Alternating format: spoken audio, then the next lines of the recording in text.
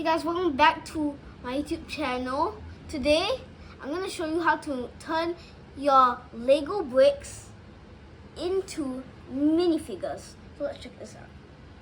So, you want this piece here, specifically that piece. There's no substitution for this piece because that's especially what you need to make the Lego minifigure.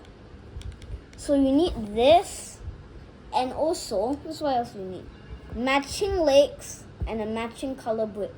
Now why does this matter? It's because if all your pieces are the same, then it'll look like a Lego brick. So you want to take this smaller brick and stuff it in here. And then, next is just this goes right here. And there it is.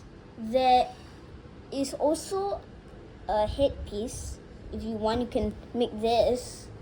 It's made out of a Technic brick, a 1x1 plate, and 2 eyepieces. So you can just put this on top of here,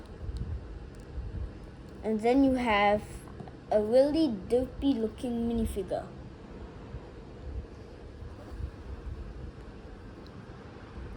Thank you for watching,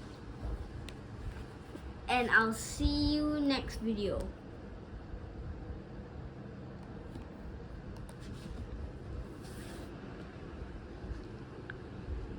End video.